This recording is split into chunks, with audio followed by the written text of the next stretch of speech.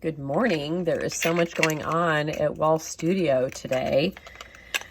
I wanted to talk about circles because I feel like everybody's really afraid of circles and how to make circles and having clean circles. And so I'm in the middle of making a trinket dish, and this is the form mold that so basically I will put this in here and then just do a very light fire, and the circle will soak into the shape of this dish.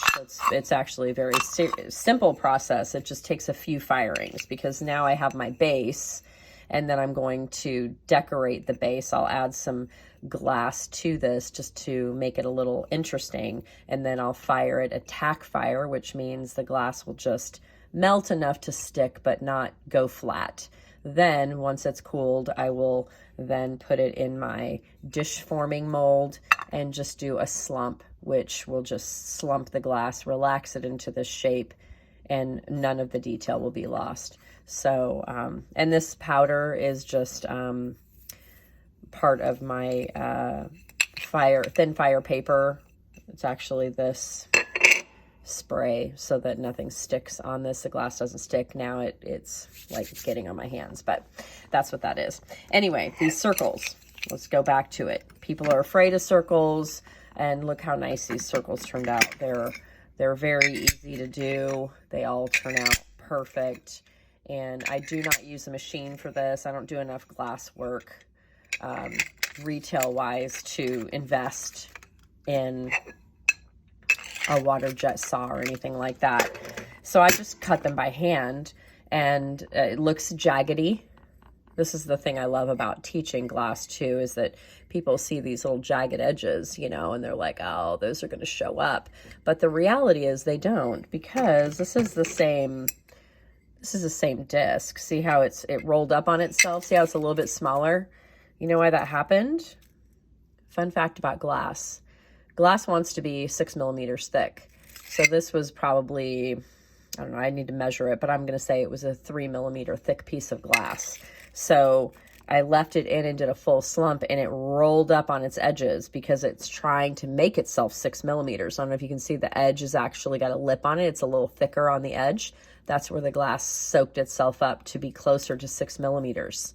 If this disc had been 6 millimeters, it would have stayed the proper size that I cut it. It wouldn't have shrunk down at all. Isn't that fascinating? Like, glass has a little baby brain in there. It's amazing. Anyway, that's how you make perfect circles. I'm going to show you the little machine that I use. I said machine. I didn't mean machine. But I do use a little circle cutter. I don't do it completely by hand. It's this little guy. It's called an Easy Cut. And I really love how easy it is. It is exactly what it says. It is an easy cutter. So let's do one real quick.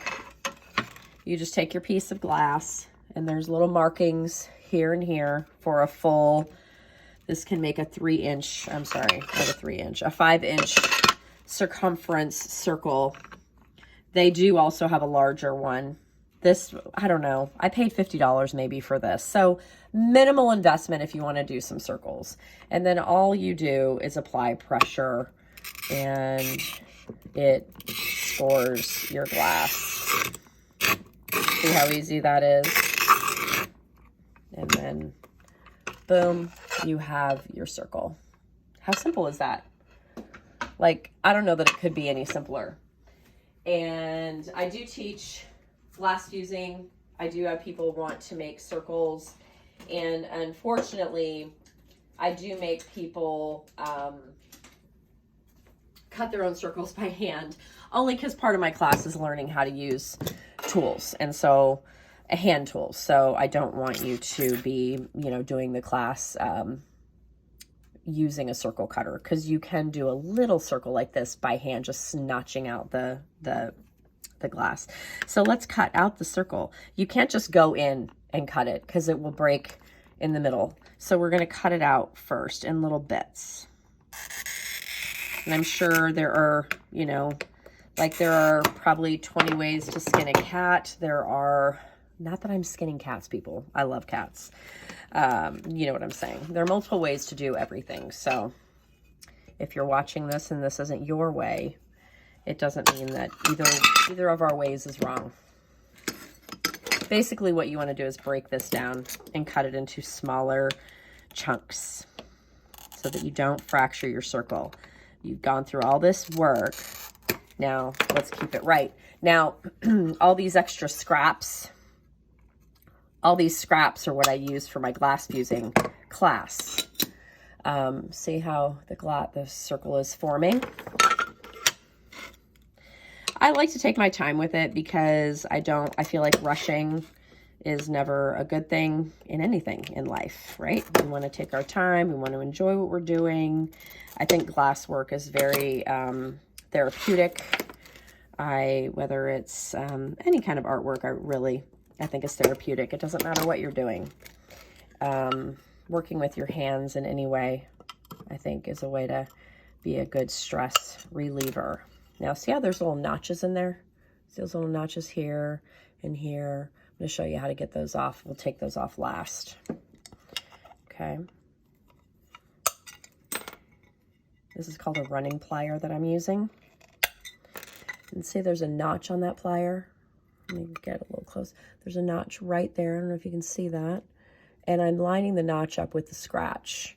And that is what is breaking. You obviously want to wear safety glasses just in case a piece of glass were to pop off. This piece popped off, not at my face, but it just popped up.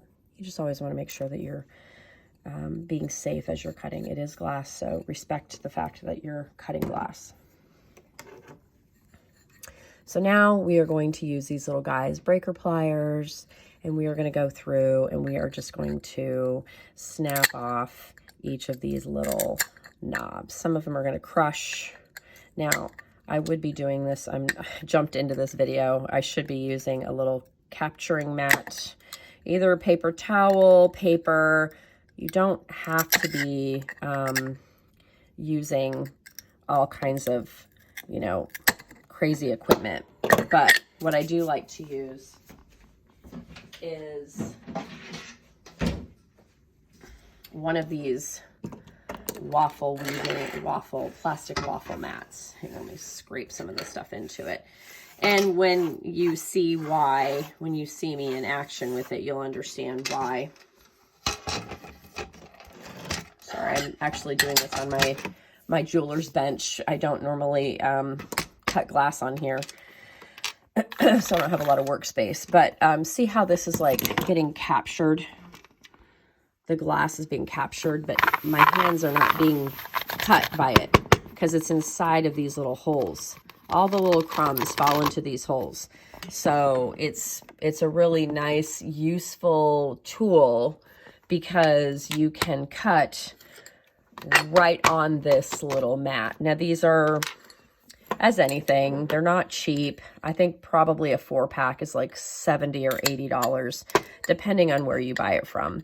But as I'm cutting these little notches off, they could crumble. That one came off in just a nice little pinch. But sometimes you can't really grab it that well, and it does crush a little bit. But see how nice that circle is? Now that circle will fire into a perfect little disc with beautifully smooth edges.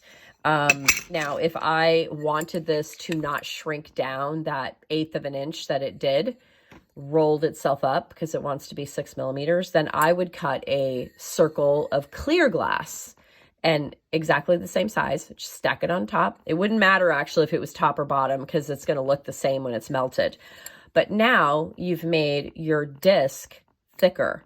So the glass will remain the same size. If it's slightly under 6 millimeters, you may see a very, very slight roll up. It won't be nearly this significant. You can see that there's a definite, if you were really trying to make a perfect size, you'd be very disappointed here. So in that case, it is important to have a gauge tool so that you can, put your piece of glass into it and you know exactly how thick your raw piece of glass is before it goes into your kiln. Otherwise, you may be a little bit disappointed. In this case, I want thin, delicate dishes because I know that I'm going to be putting more on here. I don't want it to get heavy and thick. I do want cute little trinket dishes. So I was prepared for them to shrink down a little bit, and I really love this size, and I even like the little edge that it has given it. I'm really happy with the way that these have turned out. Now I'm also going to try something new, which I've never done before, but I'm going to try to etch my logo in the back of these dishes. So we'll see how that goes. Maybe I'll do a little video on that after I've practiced once, because I'm sure I'm going to fuck it up a couple of times. Anyway, let me know if you have any questions on cutting circles.